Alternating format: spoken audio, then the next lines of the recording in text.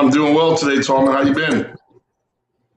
I am doing well, doing even better, especially after yesterday's win over Prairie View. A heck of a gut check, a heck of a character builder for this team. I thought it was the biggest win in the early part of this season. We'll get into that on the back end of this, but a 1-1 week, coach, coming off the Alabama State game, Texas Southern and Prairie View. You were 1-1 at home, first home game of the season. Very well could be 2-0. How do you feel about at least coming out of this 1-1 as you head to Florida? Well, I mean, due to the unfortunate circumstances on Saturday night, I'm very pleased with the 1-1 outcome over the weekend. Obviously the homestand would have liked to have that 2-0 that 2-0 deal, but I mean, things happen in the game of basketball, and we have to move forward from that. Yeah, moving forward, I know some fans still are talking about it a little bit, and I think probably not as much now because we won the game yesterday, which was huge. So let's start with that Texas Southern game, coach. A terrific basketball game, back and forth. We led, we were behind, and we found a way to put ourselves in position. What was the challenge of Johnny Jones' lineup as you looked at that Texas Southern team? Well, we talked about it going into the game. Johnny Jones does a great job. He's a great coach. He has good players, has a good system, good program. So, I mean, the challenge was all of that. I mean, they have guard play, they have big guys, they can score the ball, they can play fast. It was a game that we knew we had to manage some things from a tempo standpoint. Yeah, just talk about, coach, how we've had the tempo, whether a team slows it down on us or we go fast, the pace. And I talked with Nate Kilbert about pace. Talk about how we've been able to dictate the pace. Are you pleased with the pace that you've seen, especially conference play versus what we dealt with in non-conference? Well, I think one of the things that's been surprising to me is just how fast everyone plays. I haven't played every team in the league so far, but the teams we've played play at a really, really high tempo, very, very quick pace of play. One of the things that we've tried to do since we've gotten into conference is slow things down on offensive end for ourselves. Not really take a lot of quick shots because it just is like blood in the water for sharks. When you're taking quick shots and you're playing against teams that like to play at that pace, I mean, the tempo gets really up tempo. So it's a crazy tempo. Yeah, I think we have played with a pretty good pace about it, coach. I taking a lot of quick shots. That's something that just hasn't stuck out in my mind. So I'm making the assumption here that we're not doing that. So you're pretty pleased with that. Well, no. Well, yes and no. I mean, we have something. We like to get two and three sides of the floor, get teams moving, get teams guarding, try to take advantage of teams making mistakes late in the shot clock. And I think that's been our philosophy in a lot of these conference games. So, am I pleased with our quick shot? I mean, with our shot selection at times, not really. So I think we shoot a little too fast. I mean, I just think we get one or two sides of the floor, two or three sides of the floor. I think it gives us a better chance to get a better shot, as opposed to Well, just taking the first best shot available. And yeah, it's yeah. that ongoing process of learning, what's, just understanding a good shot from bad shot, as well as how we want to play and how we want to dictate pace in these particular games. Well, let's start with this Texas Southern pace, coach. 34-32 at the break. When you look at Texas Southern's lineup with Roberts, Anderson, Hubstead, Zaire Hayes, and Akpoa, when you look at that lineup and that roster, what kind of concerned you? And what was the challenge? Well, it's a balanced lineup. I mean, for them, they have good inside play. They have good big people. They can score around a basket. They got more than enough shooting on the floor with those guards, and they have guys that can get downhill and attack the basket.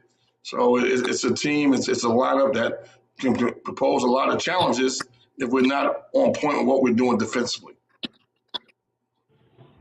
Coach, I thought about this. It was our first home game against Texas Southern, and the fact that we were able to play with a lot of poise, with the exception of maybe the first couple of minutes of the game. You called an early timeout, and with it being our first home game, you imagine a little bit of anxiety there, a little angst there. But after that, I thought we really settled in nicely. Yeah, they were excited. We had a good crowd. The band was the first time we've heard our own band. Just the home confines and guys feeling comfortable. There was definitely a little anxiety to start that game, but once we settled down, I thought we got we got on a little bit of a roll and more of a rhythm. Speaking of the role and rhythm, Coach Davion Williams, of course, he had the game winner against Prairie View. He seems to be back in that rhythm. I know he started the season and then he was coming off the bench, and now Davion Williams has really stepped up. What has been the Mm-hmm. difference in his career of late? Well, just finding his right role, his right niche on this team. I think we started the season with him at the point guard spot. He did a pretty good job there, but I thought we can get more production by taking him off the ball. So first 5 or 6 games of the season at non-conference, he was starting, and then we brought him off the bench. And I don't know if you paid attention to it, but we played him at both spots. I was just trying to figure out where was he more comfortable, at the 1 or the 2, and it seemed to me and our staff that he was more comfortable playing the 2. So when we put him back in the lineup, we put him back in the lineup at the 2. And he's been playing really well at the 2 for us. Seems like a very confident shot when it goes up there. I mean, he might get rattled a little bit, but he definitely stays with it. It was He 34. doesn't lack confidence. Huh? I said, No, Davion doesn't lack confidence. No, he definitely doesn't. Let's go to the second half, Coach. It was back and forth, and then we get down to the final segment of the game when it looked like we had the game won. We needed to stop. We got it, and then all of a sudden, everybody knows what happened there. We talked yesterday. I don't know, and I know we kind of moved on. We obviously won, but just at the end of the day, and I know people are still talking about it. It's been discussed on social media. Some people feel like it was a foul. Some felt like it wasn't.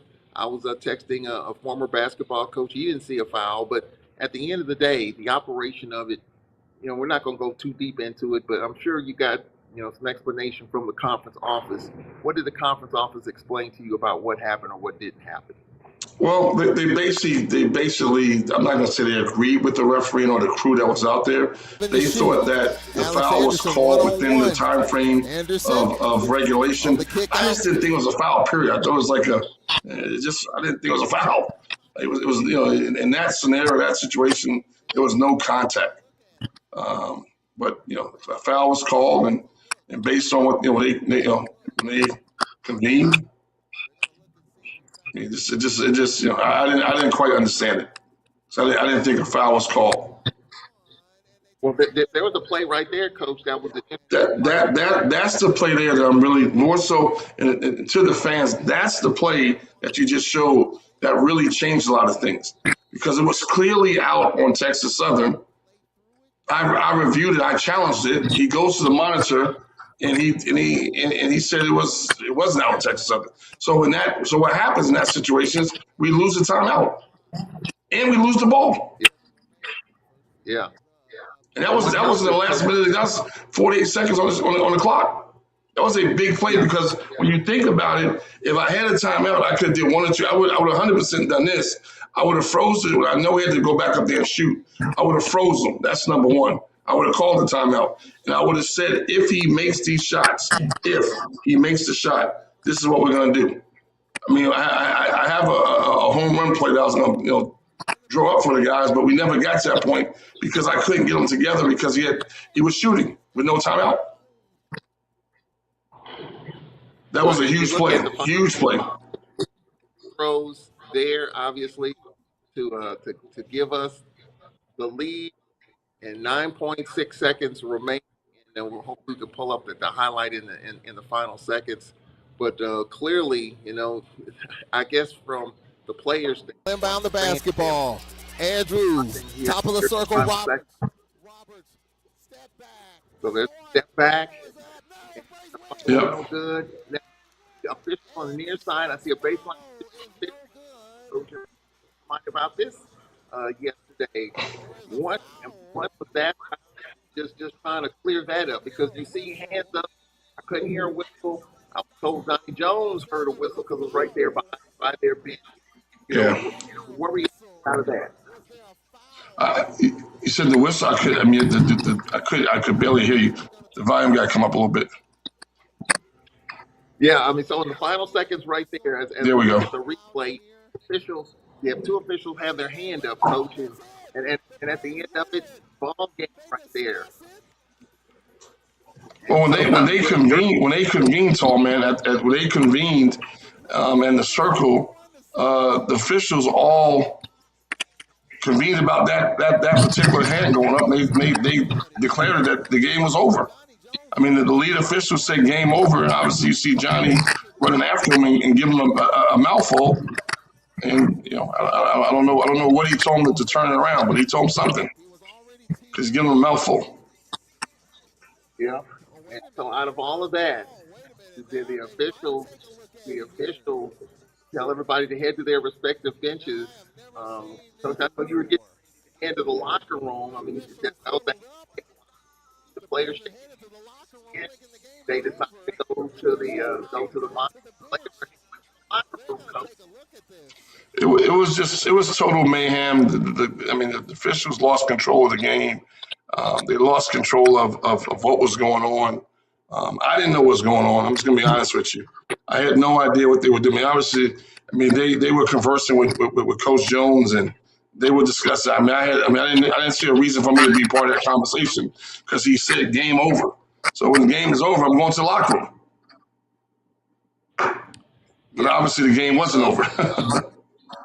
Yeah, and they were given a couple of free throws there, coach, and you go from the thrill of victory to the agony of defeat. I mean, obviously the two free throws there.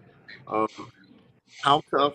I mean, with 4/10 of a second left, not only was the foul committed according to the replay, but it was committed with 4/10 of a second remaining. And then we go from one extreme to the next, and we lose the game. How tough was that, coach, as you had to tell your team and try to explain what the heck happened? I mean, it was tough. I mean, like I said, I still, even to this day, don't know what happened. Don't know why a foul was called. Don't know why the game was stopped. I got an explanation, but it didn't make much sense to me based on watching the replay, watching what actually happened. I tried to take the onus off of the officiating. I tried to take the onus off of what happened in the last minute, and I reversed that and said, guys, look, if we would have taken care of business in other areas, we wouldn't have been in that situation. And that was my whole approach from delivering my message to the team, as well as the next day, which was really hard because there was no emotion with these guys getting ready for Prairie View. I was very nervous. This is the first time I'm being nervous for a game because I just didn't see the emotion. The guys were down on that Sunday in that practice, that walkthrough practice that we had. They were really down. They didn't show much emotion, but my message to them over and over and over again was, we can't get it back. We can't keep dwelling on it. We can't worry about it. Let's look at what we did incorrectly to put ourselves in that situation, and let's fix that for tomorrow night, which was Monday night Prairie View. All right, so I know that as a coach, you have to try to lean forward and move on. So you were able to do that.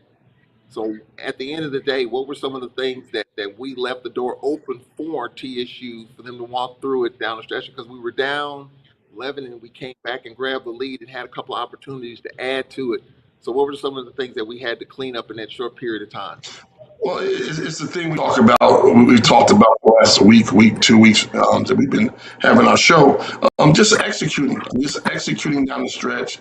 Obviously, one of the key plays in that game we talked about. It was not our guys' fault. It was a bad call on the officials' part again. And I'm not one to get on TV shows and get on the radio and talk about the officiating, but it was clearly a blunder in that 48-second dribble handoff play you showed me, where the kid from from Texas Southern puts his hand there, and he knocks the ball out. And they said it was their ball. I mean, Dave, you go back, look, Davion stopped running. He stopped running, and the kid put his hand there. That was a big play because we lost the ball. We lost possession of the ball. But more importantly, we lost the timeout. So, but that wasn't their fault. Obviously, that was not their fault. That was something that the referees had called. But just executing down the stretch, taking care of the ball, not turning the ball over, and getting the ball to where we need to get the ball. I mean, that was my big message to them. And we had a 10-point lead. I mean, just jumping forward now. Had a 10-point lead late in that Prairie View game. and we kind of flaunted that lead away. They took the lead late in the game because we just didn't execute down the stretch. Well, the Braves with a tough loss against Texas Southern, and now you go to Prairie View, Coach. 2 days later, you talked about the emotions, the energy wasn't there on Sunday. Obviously, mentally, they were still thinking about Saturday. What did you say? What did you do? What did your assistants say? What did your assistants do to kind of pick up the pace? Because that was the next game up, and you had to try to get through that mentally. What did you say? What did you do, if anything, or did the players pick themselves up? Well, we just really try to keep it like upbeat and positive and not really dwell on what happened. Like I said, I addressed it. I talked about it. I talked about the things we have to do better. We can't get it back. We got to move forward. I mean, that's easier said than done when you're dealing with 18, 19, 20-year-olds, all right? We went out to the practice floor. They were down. We had very little emotion in terms of what we were doing, but we had to just keep our focus because what we were doing on that practice floor was getting ready for a Prairie View. And that was the most important game on our schedule at that point in time. So, that was the message. That's what I tried to do and try to keep the energy and emotion up throughout those 48 hours. Well, 24 hours before we played again. Well, Coach, let's look at Prairie View. I mean, a very potent lineup with Dante Horn, who had 32 points, Corey Wells, who kept the minute down the stretch, Lance Williams, Mason, and Diallo. Talk a little bit about this lineup, Coach.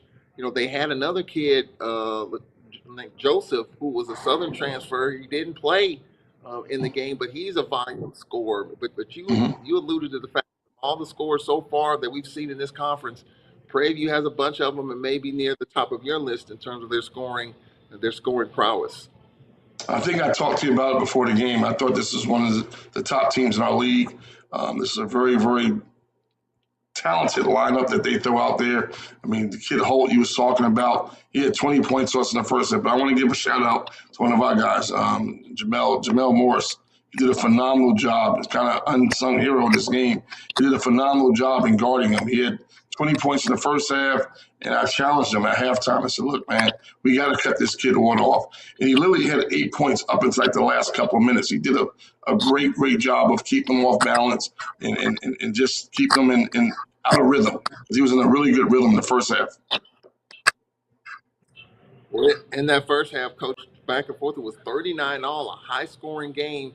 Were you concerned about the pace of this game? I mean, obviously it was high-scoring at the start. Kind of felt it would be.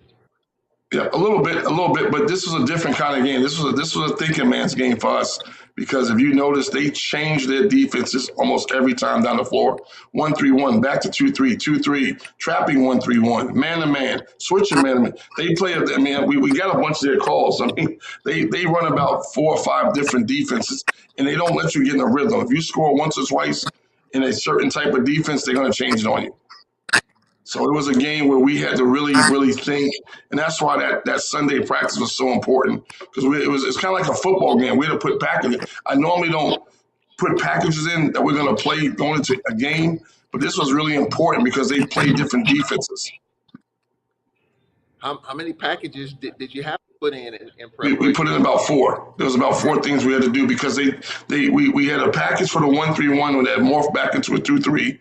We had a package for this their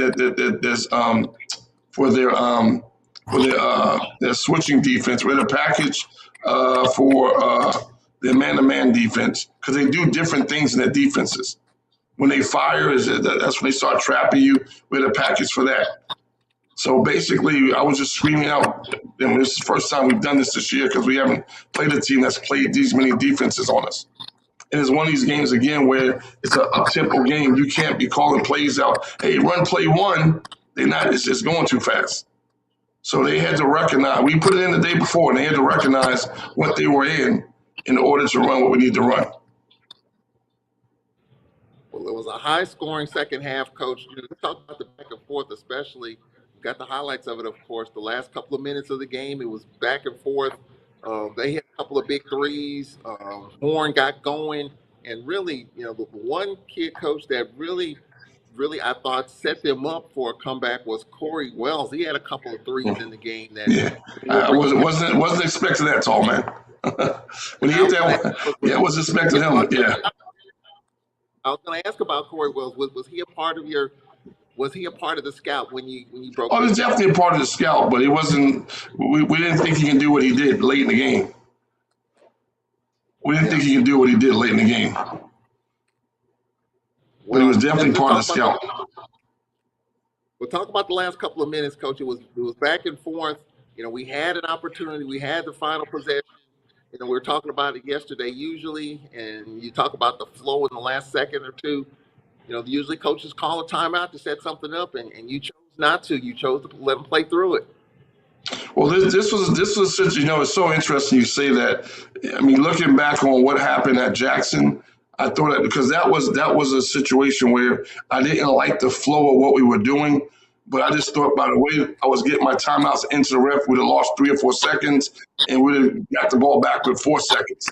So I just didn't feel good about calling a timeout just because it was hard to get the call into the ref. In this game, there was no way I was going to call a timeout. When the ball came out the rim, we had numbers. When you watch me, I'm telling them to push it. Yeah, it's a 1-point game. Push it. Get to the rim. So it just depends on the situation.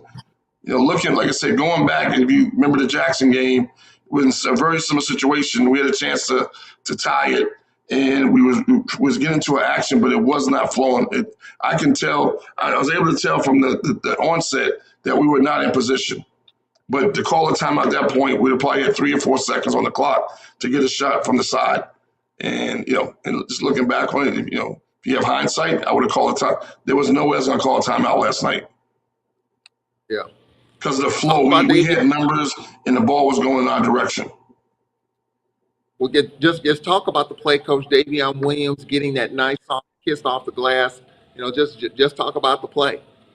It was a great play. I mean, like I said, we had numbers in transition, and I've been on these guys at halftime about making shots around the rim. We get the ball in the paint, we got to score, and he at the most opportune time, he made a big one. I mean, we got a bunny. We talk about the bunnies. We made a bunny to win the game. Yeah, here's some of the highlights here with 3:13 left. It was, we were up 2, and man, you talk about easy opportunities. Tyson McDaniels on one sequence, I think he had like 3 opportunities. And then transition defense, Coach, it seemed like Prairie came right back when we built some momentum 4 or 5 times in the game. And those some easy opportunities that you were talking about. Prairie would come right back, and then there's the 3 in the left corner to give the Panthers the lead. And then under a minute left, just take us through this, Coach. Mari Hamilton, they're right there. Well, if you remember what happened under the middle left, we turned the ball over. We had the ball under a minute left, and I don't know, Jamel, I don't know what happened. I mean, we turned the ball over, gave the ball back to him with 40 seconds to go in the game. And we now we're like, don't foul. I mean, Coach Prue's like, we're gonna have 10 seconds. We gotta make them miss. So I did, like I said, if they would have made a shot, I would have got a timeout in that situation and maybe called the play. But they missed the shot. We had numbers, and we was very, very fortunate on the other end to get a very good layup by Davion. Crafty layup, I should say. I was concerned because we had that unforced turnover down the stretch where Mari Hamilton just took off the ball and lost it right in front of your bench. But I'm looking like I looked at the bench and say, God, what just happened? Like, did he not catch the ball? Like, what happened? Yeah, it was just unfortunate. There's no one around him. He just lost the ball. I don't know what happened. Those things happen. Unforced turnover, yes. Well, Coach, but we hung in there. I gotta take my hat off to my guys. These kids hung in there. They fought through it. They didn't hang that in that situation. You would have thought the game was over. They did not hang their heads. They guarded their butts off in that last possession. We got the right guy shooting the basketball. We took the basketball out of Holt's hand, got him to pass it, and we was very fortunate. We rebounded the ball, and we had a numbers break. Well, the agony of defeat one night, the thrill of victory the next. This is the South. Welcome to the Southern Athletic Conference, Jake Morton, because this is kind of what it's going to be like. Teams are undefeated in conference. It's kind of back and forth, the roller coaster every night. The standings are going to change every night. And so with that, talk about the excitement in the locker room after what didn't happen the other night, and then to come back and win a game in the final seconds after losing it in the final seconds a couple of nights before. The mood in the locker room. It was a very joyous locker room last night. I mean, guys were happy, guys were excited, guys were complimenting each other. It was a really good team win. I mean, we had balanced scoring. We got some production out of Travis Roberts off the bench. He did a nice job for us, and I mean, we got I think our starters they did a nice job. It was an overall team victory. Jamel Morris's numbers weren't his stat line wasn't great, but he played a solid floor game. We had a bunch of assists, a bunch of rebounds, and like I said, in the second half, he was definitely the unsung hero with guarding that kid and keep him under that 20 points he had in the first half, which threw them off rhythm a little bit. So that was really good to see. Tyson had a good game. I mean, Amari. I mean, these kids all showed up and played well. But if you do remember, tall man, if you remember the first 2 minutes of the game, what happened? I don't know if you heard me going crazy over there, did you? I called the timeout the first 2 minutes. We came out with no energy, no effort, the way we practiced. In the first 2 minutes, I called the timeout, and I can't repeat what I said to them on the air, but I had to get their minds, in tune to what we were doing. We didn't start that game ready to play, but after that timeout, I think we came out of that. We got right after them. Well, we got the win. We're 1-2 on the road, 1-1 at home, so 2-3, and now you hit the road. You go to Tallahassee first. So you're going back where you worked, Tallahassee, Florida, longtime assistant at Florida State. Is this game going to be more about the Alcorn Braves, or is that game going to be a lot about Jake Morton coming back to Tallahassee? It's going to be about the Alcorn Braves heading to Tallahassee to play the first place team in the SWAC. And then it's going to be the Alcorn Braves heading down to Daytona Beach to play the first place team in the SWAC, 1A, 1B. Bethune, FAM are the two first place teams in our league. They have the two best records. I mean, this is going to be an unbelievable challenge for us to go down there and try to get some stuff done. This is not about me. This is about our team. It's about us playing against two great opponents who are both, like I said, 1A, 1B in our league right now. I mean, they both are 4-1. I don't know how you determine who's in first place, but I'm going to say they both in first place. Yeah. They're both in first place. Well, So what do we you play think? I mean, a first place weekend, huh? first place weekend, yeah. I think if we get these two, we'll definitely be being back on track. Just trying to get one back. There's no Of doubt. course, And obviously that's the mindset of me. What you just said, we got to steal something somewhere. We got to find one somewhere. I mean, we have to. I mean, I'm not. I don't want to use the word we got robbed or one was stolen from us or whatever adjective I want to use. But we have to find somewhere to get one back. Well, when you look at Florida A&M coach, first-year head coach Charlie Ward, and so Pat Carey, who was the coach last year, left to go to Grambling, and FAMU got Charlie Ward, who's very popular in Tallahassee. And, of course, I remember Charlie Ward when he played at Florida State and back in the 90s when we had the late Steve McNair. They called it the Charlie Ward game when Alcorn went to Southern University. Charlie Ward was playing football at Florida State and was in the running for the Heisman. Came to Mumford Stadium in Baton Rouge to watch Alcorn and Southern play. Charlie Ward was there as a player for Florida State. So he's very popular, obviously, in Tallahassee. I'm sure you definitely know that. What do you see in FAMU in his first year? Because obviously he's getting some things done. Oh yeah. They have a well balanced team. I mean, they did a really good job recruiting this year. They got some good players in there. Obviously, Charlie is implementing his culture, his foundation, and they're off to a very good start in SWAC. I mean, but the big thing about that game is there's three guys on that staff that I work with. I mean, he has an all Florida State staff. Well, two guys I work with, but all his guys came from Florida State. All of it, not all, but one of his assistants came from Florida State. So I worked with a bunch of those guys before. Never with Charlie, but with the assistants.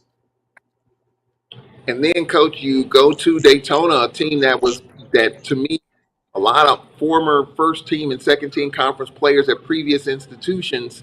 You're talking about Reggie Diaz, who's the athletic director, Bethune-Cookman, the head coach there. They pulled out one in overtime at UAPB in their last game, and you're playing at the Wood Gym where it's going to be packed and it's going to be cold in there. They keep it cool to keep the floor from sweating and all that. I mean, there's no problem there. That's great to play.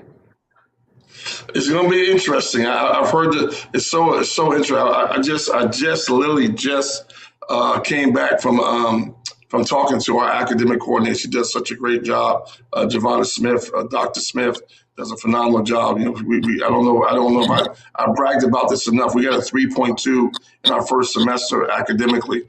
And I want to give a shout out to her for that. I went down there to just talk to her and thank her for the great job she's done in her first semester. And you know what she said to me? She's like, she started talking about what happened last year when we went down there and how you have to be escorted back to the bus because the fans are so rowdy. And I'm like, really? He said, oh yeah, coach, it's gonna be crazy in there.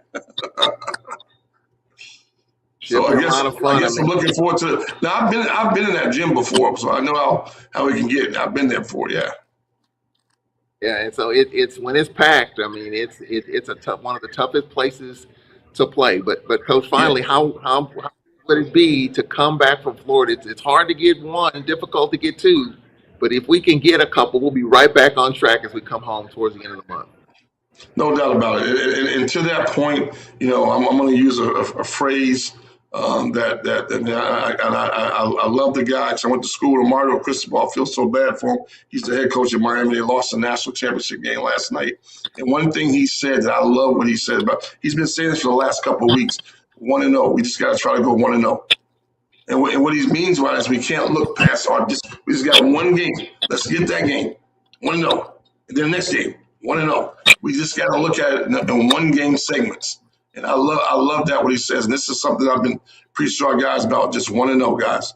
It starts with the first one and see what we can do. And then we worry about the through when that time comes.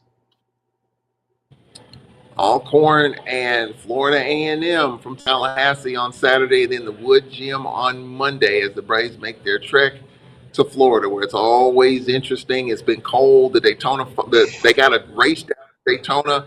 We'll be dealing with, I think, our girls' team staying outside of Daytona. So there's a lot going on down there, and we'll be there to do all the action.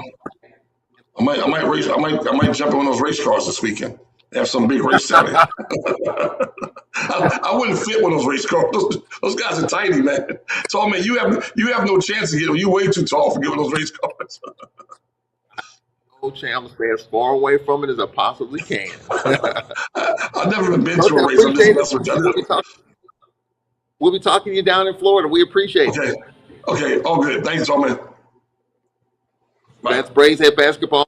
Jake Morton on the Jake Morton Show. We appreciate you joining us on the short situation. We had a couple of technical quirks. We'll be working through that over the next few days. So we appreciate you joining us. Don't forget, Lady Braves basketball at 7 o'clock Central Time from Daytona. We'll have the pregame at 6:45. So for Nate Kilbert, Lisa Powell pinch hitting for Nate Kilbert, Jake Morton, Charles Edmonds, Cedric Tillman, our producer Jamario Brooks as well. Have a good Tuesday. We'll talk to you from Daytona on Thursday. So long. Thank you.